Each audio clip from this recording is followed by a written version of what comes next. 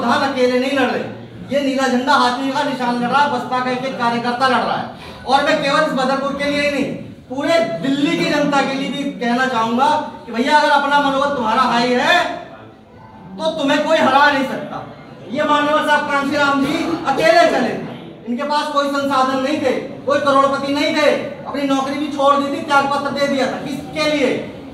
मनोबल के लिए। भाई मेरे समाज के इतने बुरे हालात हैं, इनके लिए कोई लड़ने वाला नहीं, कोई बोलने वाला नहीं। आज अगर प्रदीप प्रधान ने हिम्मत की तुम्हारे लिए बोलने का और तुम्हारे लिए लड़ने की, तो उसका साथ देना चाहिए कि नहीं देना चाहिए? जोर से बोलो। देना चाहिए ना। तो आप सब लोग साथ देंगे? पूरी दिल्ली में जितने नीले झंडे हाथी निशान वाले कार्यकर्ता है बसपा के, क्या वो सब लोग साथ देंगे? और मैं एक बार और फिर धन्यवाद करता हूँ, आप सब अपना इतना कीमती समय लेके यहाँ आए और मेरे लिए टाइम दिया सभी ने। तो आने वाली 5 तारीख को सब मिलकर और आपके जितने भी घर परिवार रिश्तेदार जहाँ भी कहीं हो, ये नहीं है कि जैतपुर बीठापुर या जैतपुर भी सब रहते हो, यहाँ से लेके गौतमपुरी तक जितने भी यार दोस्त रिश्तेदार सबको फोन करके बताएं, जिसपे जितना टाइम हो वो दे, किसी का तन, किसी का मन, किसी का धन, जैसे जिसको टाइम मिले वो दे। और मैं सबसे यही अपील करूंगा कि मेरा साथ दे। बहुत बहुत धन्यवाद सभी का। पैदा हुई है बदरपुर क्षेत्र में, चाहे एमएलए का चुनाव हुआ, चाहे धन्ना सेठ राम सिंह आ गए, चाहे कोई कितना भी कहीं से उड़ के आ गया उम्मीदवार, हमने अपनी तरफ से हमेशा हर उम्मीदवार को आपसे सहयोग दिया। कभी कोई ये नहीं कह सकता कि पदाधिकारी कि किसी भी चुनाव में कोई ऐसा वंचित रह गया हो कि जो हमने धन नहीं दिया हो। 11,000 रुपए के लिए मैं प्रदीप को सहयोग करूंगा। उसके साथ जब भी जरूरत पड़ेगी गाड़ी से घोड़े से बिना तेल बिना पैसा लिए मेरी तरफ से मदद रहेगी। मैं जो है अपनी विधानसभा बदरपुर की कमेटी की तरफ से भाई को पगड़ी पहनाकर हमारी तरफ से उनका सम्मान, और वो भी मैंने हमेशा अपने से सीनियर को सम्मान दिया है। कभी भी ये नहीं है कि वो पद पे नहीं है उनको मैंने सम्मान नहीं दिया। ये सम्मान में हमारे बुजुर्ग माननीय बेचूराम जी बांधेंगे पगड़ी ये लो मानवटी। आप बैठ जाओ, आप बैठ सबसे पुरानी गाड़ी अपनी कमेटी से बुलाएंगे। वरुण जी अपने तरफ से आर्थिक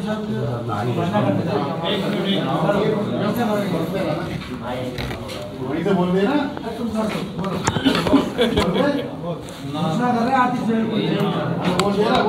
बोल दो, रिकॉर्डिंग है, करने नहीं देंगे हम। वरुण कुमार जी अपने तरफ से 5,000 का सहयोग दे रहे हैं।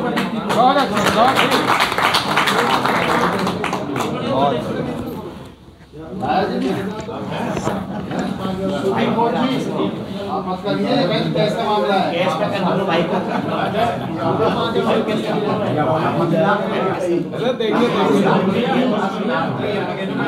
पिछली बार भी कर दिया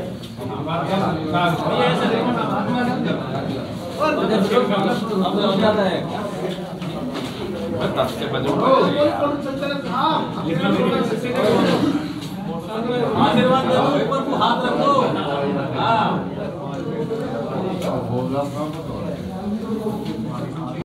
जय भीम, जय भीम, जय भीम, जय भीम।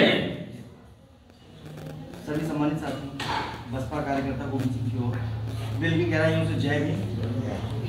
आज इस बदरपुर विधानसभा स्तरीय बैठक में हमारे सम्मानित पदाधिकारियों ने बोलने का मौका दिया, इसके लिए बहुत बहुत शुक्रिया। सम्मानित साथियों, आप बहुत देर से बैठे हुए हैं और ठंड का मौसम है, तो सिर्फ काम की बात होनी चाहिए। जो चुनाव है दिल्ली प्रदेश में 2025 बहुजन समाज पार्टी के लिए अत्यंत महत्वपूर्ण चुनाव है। मान सम्मान और स्वाभिमान की लड़ाई का चुनाव है, और उसमें जहां तक मैं ऑब्जर्व कर पाता हूं, क्योंकि मैं पूरे भारतवर्ष के जितने भी हमारे जिले के संगठन के और प्रदेश के संगठन के या नेशनल लेवल के संगठन के जितने भी पदाधिकारी हैं, कार्यकर्ता हैं, क्या कर रहे हैं, सब पे बारीक नजर रखता हूँ। और मैंने दिल्ली प्रदेश में देखा है इस टाइम वर्तमान समय भाई प्रदीप प्रधान जी ने जो एक दमदारी से नॉमिनेशन करने के बाद जो एक मनोबल देने का काम किया है, वो पूरी दिल्ली नहीं पूरे भारत में गूंज गया है। पूरी दिल्ली में इससे बेहतर दमदार बहुजन समाज पार्टी का प्रत्याशी अब तक हमने नहीं देखा है। और जब प्रदीप भाई ने आगे बढ़ करके अपने समस्त संसाधन लगा करके आप लोगों का नेतृत्व करने की ठानी है, एक युवा ने ठानी है, और परम आदरणीय बहन कुमारी मायावती जी ने और शीर्ष नेतृत्व में आकाश आनंद जी ने उन्हें आशीर्वाद दे करके आप सबके बीच में भेज दिया है कि भाई अब आपकी जिम्मेदारी बनती है। और कोई भी आदमी हारता जीतता कैसे है? केवल एक वोट से। या तो एक वोट मेरा होगा और एक वोट आपका होगा। कोई हम दोनों के वोट के बिना क्या हार या जीत सकता है? क्या कोई जीत सकता है? जोर से बता दो। कोई भी हमारे वोट के बिना जीत सकता है क्या? तो भाई हमारे ही लोग हैं जो औरों को जिताते आए हैं, अपने वोट उन्हें दे करके उन्हीं से मांगने वाले बनते आए हैं। और ये बहुजन समाज पार्टी है, ये नीला झंडा हाथी निशान है। ये क्या कहता है? मांगने वाले नहीं देने वाले बनो। मांगने वाले नहीं देने वाले बनो। देने वाले तो हम ही लोग हैं। हम ही ने अपने वोट दिए हैं, तभी वो लोग आज राजा बन के बैठे हैं। वो कौन लोग हैं? ये सीधी सीधी दो ध्रुवों की लड़ाई है। पिछले साल जनवरी में माननीय आकाश आनंद भाई ने बिल्कुल साफ कहा था कि इस लड़ाई को हम दो धड़ों की लड़ाई नहीं बनने देंगे। कौन से थे वो दो धड़े? पहला था अंबेडकरवाद, दूसरा था मनुवाद। ये दो धड़ों की लड़ाई है। अंबेडकरवाद की प्रतीक एकमात्र बहुजन समाज पार्टी है, बाद बाकी या तो मनुवादी है या उन मनुवादियों के पिछलग्गू हैं। ये बात बिल्कुल साफ है, क्लियर है, सबको समझ में आ रही है। तो जब ये दो ही दलों की लड़ाई है तो उन मनुवादियों की संख्या किसी भी चुनाव में अपनी जमानत बचाने भर की भी नहीं है, क्योंकि किसी भी चुनाव में जमानत बचाने के लिए 16.66% वोट चाहिए ही चाहिए। उनकी कुल संख्या कितनी है? 10%। अब आप खुद सोचें, किसी भी चुनाव में उनकी जमानत बचाने की संख्या नहीं है, लेकिन वो हर चुनाव में हमारे ऊपर सर पे बैठ जाते हैं और हम पे ही कहते हैं मैं तुम्हें 4 किलो अनाज दे रहा हूं, मैं तुम्हें फ्री बिजली पानी दे रहा हूं, मैं तुम्हें ये दे रहा हूं, मैं तुम्हें वो दे रहा हूं। भाई उनको देने वाला बनाया किसने? हमारे वोट ने। तो क्या हम लोग ये तय नहीं कर सकते कि अब हम तुम्हें वोट नहीं देंगे, अब हम अपने आप को वोट देंगे, अपने हाथी को वोट देंगे, खुद सत्ता में आएंगे, खुद राजा बनेंगे। खुद को वोट देना मतलब है खुद राजा बनना। हम मांगने वाले नहीं। समझ में आ रही है मेरी बात? और यही सब बातें सबको समझ में आती है। लंबे लंबे भाषण तो हम सब बता देंगे, पूना पैक्ट में क्या हुआ था और 2018 में क्या हुआ था, 21 अगस्त को क्या हुआ था और आज क्या हो रहा है, सबको मालूम है। लेकिन काम की बात यह है, ये समय है तन मन और धन से एकजुट होकर के। भाई प्रदीप प्रधान अकेले नहीं लड़ रहे, ये नीला झंडा हाथी का निशान लड़ रहा है, बसपा का एक कार्यकर्ता लड़ रहा है। और मैं केवल इस बदरपुर के लिए ही नहीं, पूरे दिल्ली की जनता के लिए भी कहना चाहूंगा कि भैया अगर अपना मनोबल तुम्हारा हाई है तो तुम्हें कोई हरा नहीं सकता। ये मान्यवर साहब कांशीराम जी अकेले चले, इनके पास कोई संसाधन नहीं थे, कोई करोड़पति नहीं थे, अपनी नौकरी भी छोड़ दी थी, त्याग पत्र दे दिया था। किसके लिए? मनोबल के लिए। भाई मेरे समाज के इतने बुरे हालात हैं, इनके लिए कोई लड़ने वाला नहीं, कोई बोलने वाला नहीं। आज अगर प्रदीप प्रधान ने हिम्मत की तुम्हारे लिए बोलने का और तुम्हारे लिए लड़ने की, तो उसका साथ देना चाहिए कि नहीं देना चाहिए? जोर से बोलो। देना चाहिए ना। तो आप सब लोग साथ देंगे? पूरी दिल्ली में जितने नीले झंडे हाथी निशान वाले कार्यकर्ता है बसपा के, क्या वो सब लोग साथ देंगे? जो जिससे भी सक्षम हो, तन से, मन से, धन से। जैसे सभी सम्मानित साथियों ने, किसी ने 11,000, किसी ने 500, किसी ने कुछ भी अनाउंस किया, उसके साथ साथ जितना समय दे सकते हैं, यदि संभव है अपनी घर परिवार की जिम्मेदारियों से मुक्ति ले सकते हैं तो 15 दिन के लिए आप पूरा समय दे दें। क्योंकि ये अकेला प्रदीप प्रधान यहाँ 4 लाख लोगों के घर तक नहीं जा सकता, लेकिन यहाँ पे जो 40 लोग बैठे हैं, ये अगर ठान ले कि हमारे हर घर तक स्टिकर लगाना है, हर घर तक अपनी संदेश को पहुंचाना है और उनसे अपना वोट और अपनों का वोट मंगवाना है। उसका एक छोटा सा उदाहरण अभी दे रहा हूं मैं। अभी आते आते रास्ते में ऑटो रिक्शे में हम लोग 7 लोग थे, एक ड्राइवर और 2 लोग आगे, हम 4 लोग पीछे बैठे थे। ऐसी बातचीत चलती आई, मैंने भैया इस बार क्या चल रहा है? कहता कुछ नहीं चल रहा। मैंने भाई यहाँ तो इस बार बड़ा दमदार प्रत्याशी है। कौन? मैंने कहा भाई दीपक, हमारे प्रदीप प्रधान जी कल ही नॉमिनेशन करके आए, पूरी दिल्ली में हड़कंप बचा हुआ है, सारे मनुवादियों को सांप सूंघ गया। कह रहे क्या बात कर रहे हो भाई, मैं तो नहीं जानता। अच्छा भाई कहाँ रहते हो? कहता मैं यहाँ ज्ञान मंदिर के पास रहता हूँ। ऑटो वाला, भाई मैं उसे नहीं जानता, वो मुझे नहीं जानता। ऑटो वाले ने बोला मैं ज्ञान मंदिर के पास रहता हूँ। मैंने अच्छा जी, मैंने चलो अभी तो रास्ते में ही दिखा देता हूँ। रास्ते में आते आते उससे थोड़ी सी बातचीत और करी तो कहता नहीं मैं तो जानता हूँ जी, ये बेदी जी का लड़का है, मैं तो जानता हूँ बेदी जी का लड़का है, वो तो हमारा भाई है, मेरा भाई है। और जो सवारियां और बैठी थी, आप यकीन मानिए कि वहां से यहाँ तक आते आते अगर मैं 7 वोट, कम से कम 7 वोट बढ़ा सकता हूँ और वो 7 लोग अपने घरों में जाकर के कम से कम 35 वोट पहुंचा सकते हैं, तो क्या एक आदमी इन 15 दिन में 500 वोट नहीं दिलवा सकता है? तो ये तरीका है काम करने का।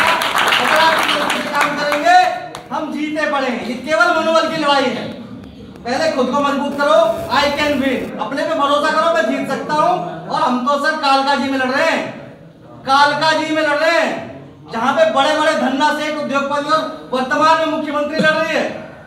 सीधी चुनौती दे दी डीटीसी के कॉन्ट्रैक्चुअल कर्मचारी कंडक्टर को, सीधा खड़ा कर दिया है, इसका मुकाबला करके दिखा दे।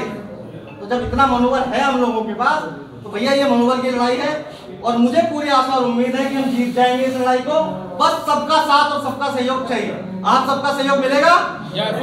बहुत बहुत साधुवाद। यही सब लोगों के साथ अपनी वाली जय भीम, जय बसपा, भारत का संकल्प बसपा ही का। बहुजन समाज पार्टी जिंदाबाद, जिंदाबाद। बहुजन समाज पार्टी जिंदाबाद, जिंदाबाद। बीएसपी की क्या पहचान, बीएसपी की क्या पहचान, बाबा साहब अमर है, मारवर का सब अमर है,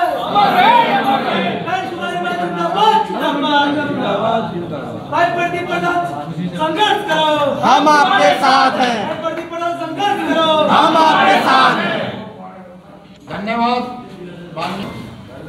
अभी मुझे मुश्किल से 6 महीना हुए जिलाध्यक्ष बने हुए और आप लोगों के आशीर्वाद से क्षेत्र के लोगों ने मुझे वोट के माध्यम से 3 गुना, 1.5 गुना, 2 गुना वोट मुझे मिली थी और मैं बहुमत के साथ एक जिलाध्यक्ष बना हूँ।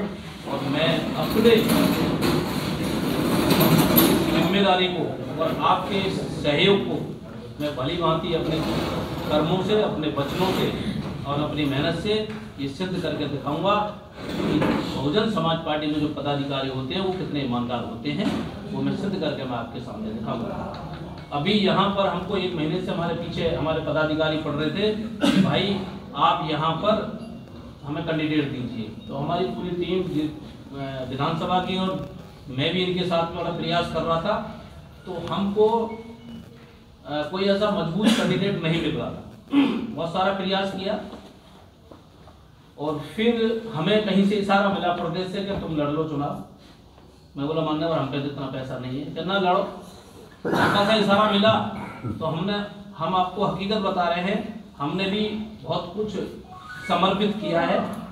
अभी फिलहाल क्या किया है, हमारी फाइल तैयार थी जी, सबको पता है, साथियों को भी मालूम है, पूरी फाइल तैयार थी मेरी, मैं बिल्कुल रेडी था।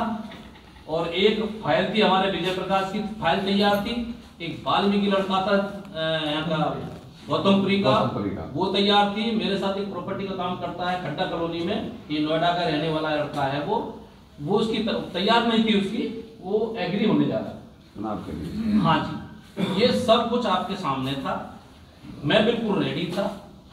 लेकिन हमारे 2 साथी हैं, हमारे विधानसभा अध्यक्ष महोदय सागर साहब, डीके राणा जी, रामचंद्र भाई साहब, ये तीनों साथी इनके पास आए, इनसे चुनाव लड़ने की अपील करी। इन्होंने छोटा सा आश्वासन दिया कि मैं घर में पूछ के बताऊंगा। ऐसा ही है जी? तो इन्होंने बात करी या ना करी, इनका 4-5 दिन तक कोई भी कॉल इनके पास नहीं गया।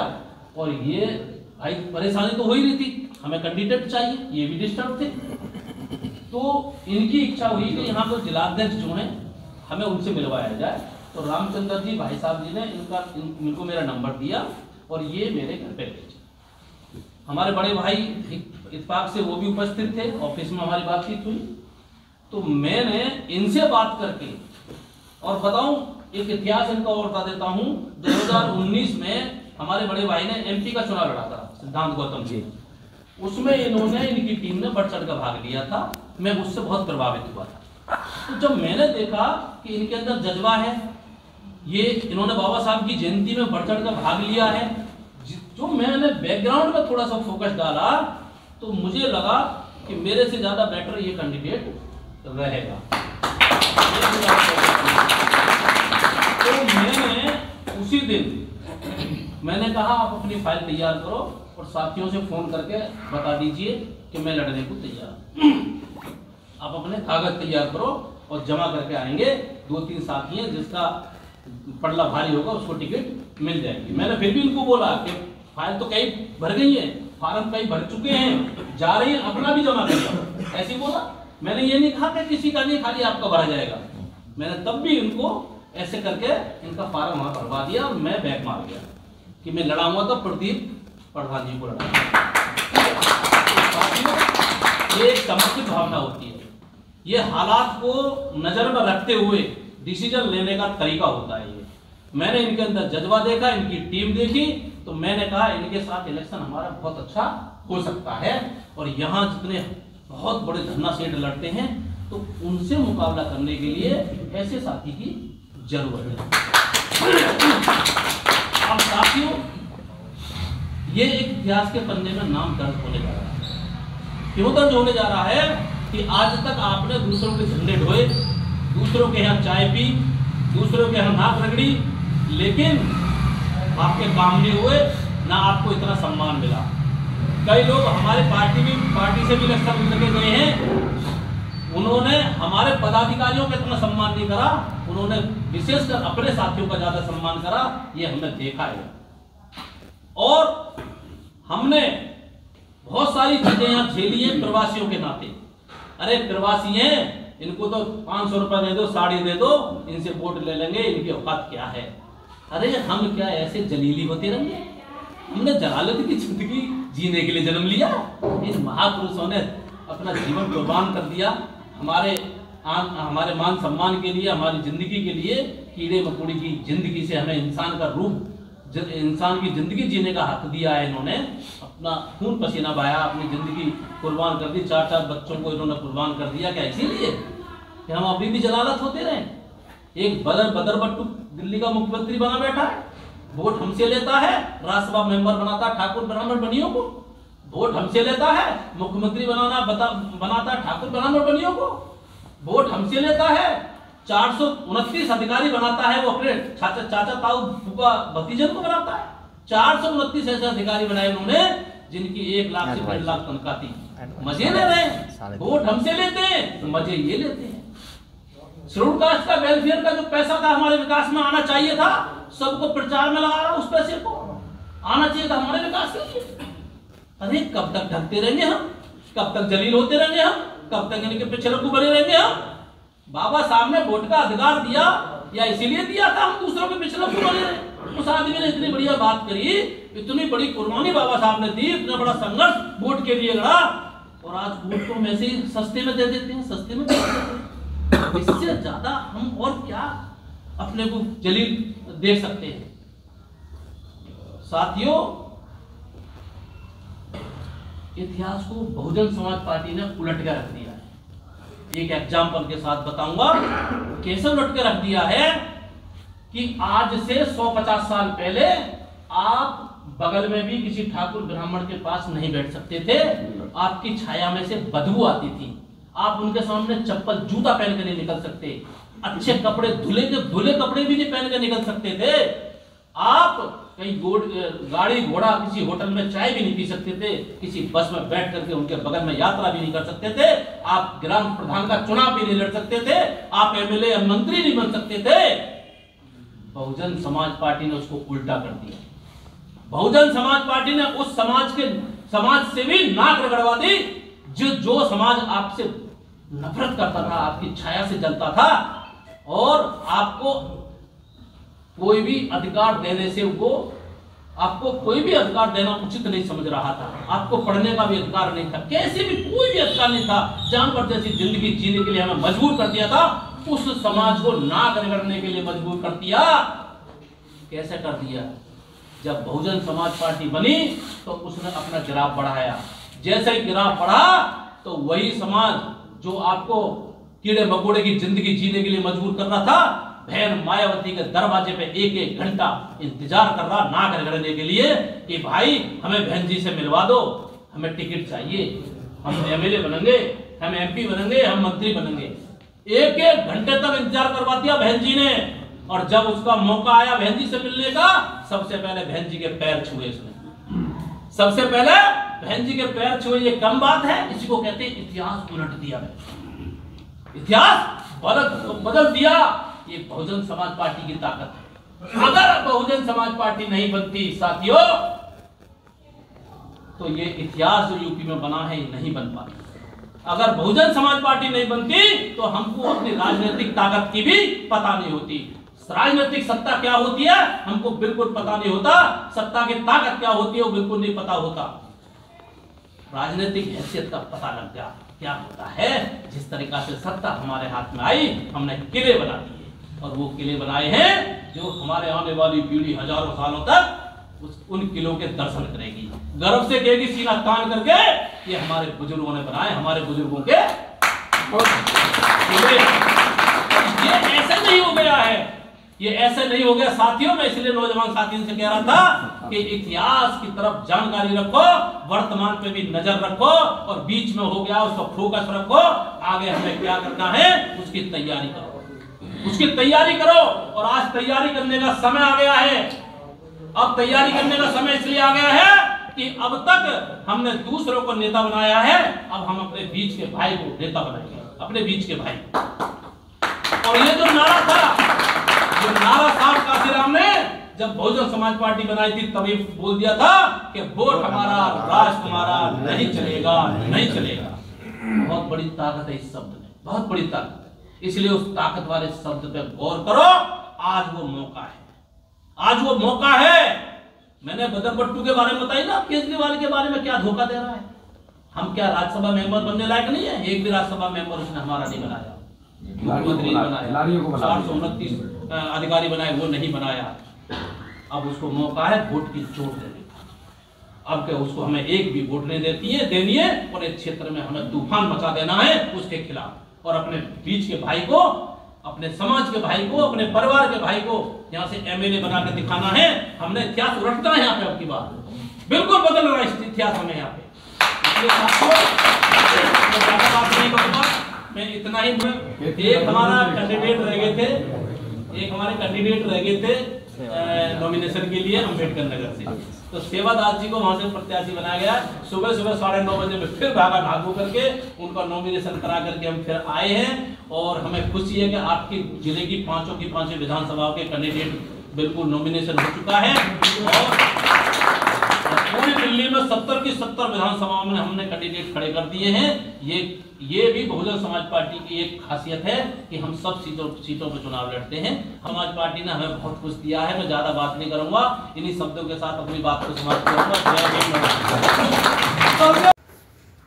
और मैं एक बार और फिर धन्यवाद करता हूं, आप सब अपना इतना कीमती समय लेके यहाँ आए और मेरे लिए टाइम दिया सभी ने।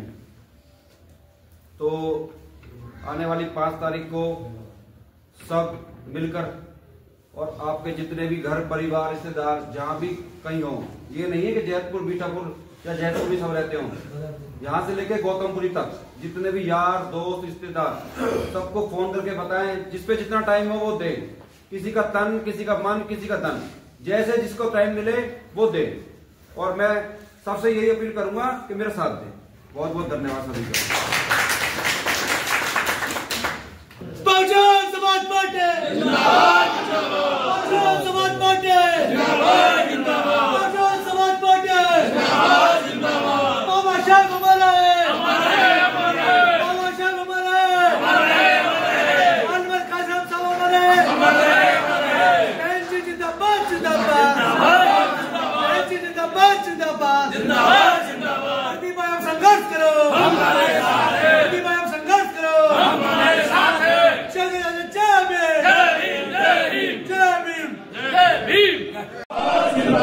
बाबा साहब हमारे, बाबा साहब हमारे, अनवर कासिम